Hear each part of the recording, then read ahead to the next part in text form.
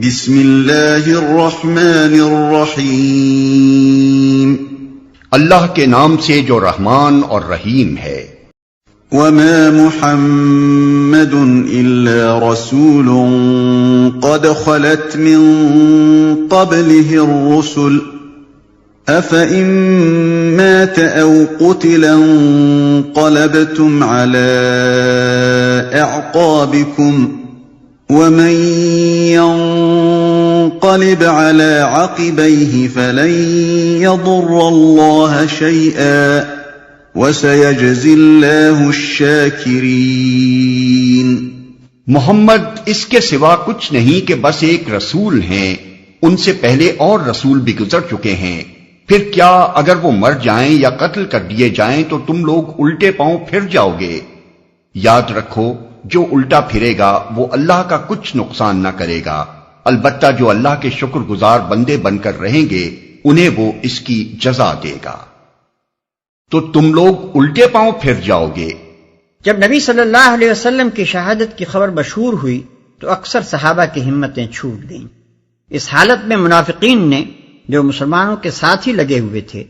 کہنا شروع کیا کہ چلو عبداللہ ابن ابی کے پاس چلیں تاکہ وہ ہمارے لیے ابو سفیان سے امان لے دے،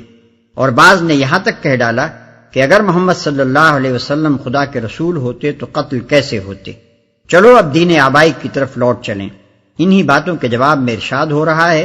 کہ اگر تمہاری حق پرستی محض محمد صلی اللہ علیہ وسلم کی شخصیت سے وابستہ ہے اور تمہارا اسلام ایسا سست بنیاد ہے کہ محمد صلی اللہ علیہ وسلم کے دنیا سے رخصت ہوتے ہی تم اسی کفر کی طرف پلٹ جاؤ گے جس سے نکل کر آئے تھے، تو اللہ کے دین کو تمہاری ضرورت نہیں ہے۔ وما كان لنفس ان تموت الا باذن الله كتابا مؤجلا ومن يرد ثواب الدنيا نؤته منها ومن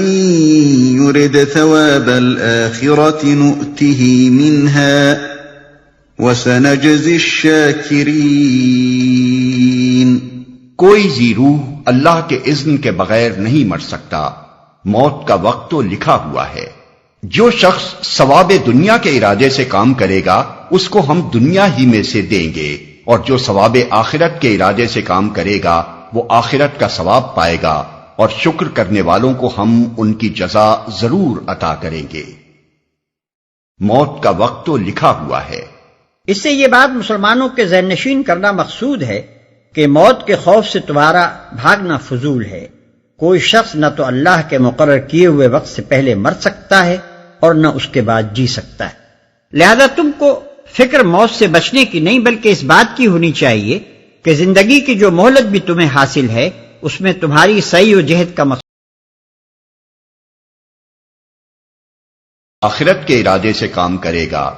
ثواب کے معنی ہے نتیجہ عمل۔ ثواب دنیا سے مراد وہ فوائد و منافع ہیں جو انسان کو اس کی سعی و عمل کے نتیجے میں اسی دنیا کی زندگی میں حاصل ہوں،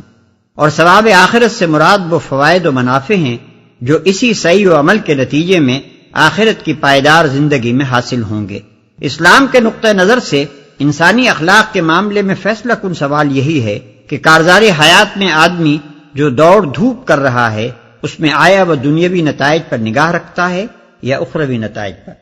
اور شکر کرنے والوں کو ہم ان کی جزا ضرور عطا کریں گے۔ شکر کرنے والوں سے مراد وہ لوگ ہیں جو اللہ کی اس نعمت کے قدر شناس ہو کہ اس نے دین کی صحیح تعلیم دے کر انہیں دنیا اور اس کی محدود زندگی سے بہت زیادہ وسیع ایک ناپیدا کنار عالم کی خبر دی،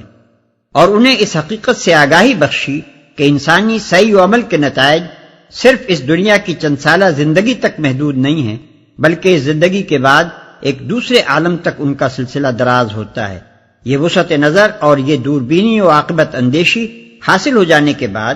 جو شخص اپنی کوششوں اور محنتوں کو اس دنیاوی زندگی کے ابتدائی مرحلے میں بار آور ہوتے نہ دیکھے یا ان کا برعکس نتیجہ نکلتا دیکھے اور اس کے باوجود اللہ کے بھروسے پر وہ کام کرتا چلا جائے جس کے متعلق اللہ نے اسے یقین دلایا ہے کہ بہرحال آخرت میں اس کا نتیجہ اچھا ہی نکلے گا، وہ شکر گزار بندہ ہے۔ برعکس اس کے جو لوگ اس کے بعد بھی دنیا پرستی کی تنگ نظری میں مبتلا رہیں،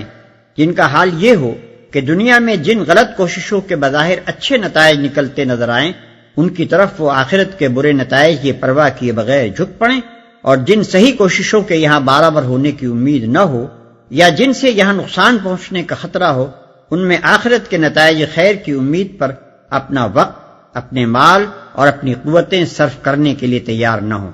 وہ ناشکرے ہیں اور اس علم کے ناقدر شناس ہیں جو اللہ نے انہیں بخشا ہے۔ وَكَأَيٍّ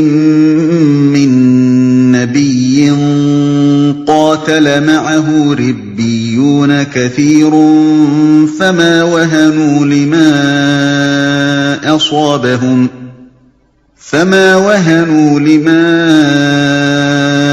أَصَابَهُمْ فِي سَبِيلِ اللَّهِ وَمَا ضَعُفُوا وَمَا اسْتَكَانُوا وَاللَّهُ يُحِبُّ الصَّابِرِينَ۔ اس سے پہلے کتنے ہی نبی ایسے گزر چکے ہیں جن کے ساتھ مل کر بہت سے خدا پرستوں نے جنگ کی، اللہ کی راہ میں جو مصیبتیں ان پر پڑیں ان سے وہ دل شکستہ نہیں ہوئے، انہوں نے کمزوری نہیں دکھائی، وہ باطل کے آگے سرنگوں نہیں ہوئے،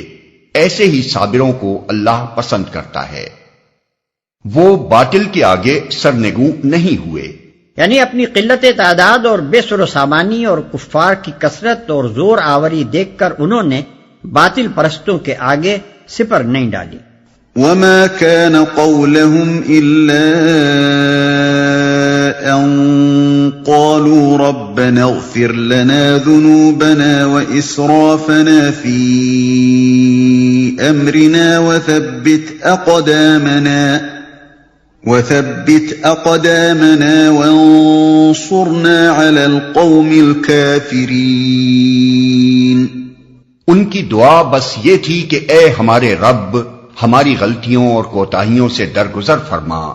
ہمارے کام میں تیرے حدود سے جو کچھ تجاوز ہو گیا ہو اسے معاف کر دے، ہمارے قدم جما دے اور کافروں کے مقابلے میں ہماری مدد کر۔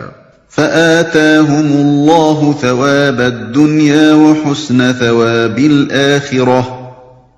والله يحب المحسنين۔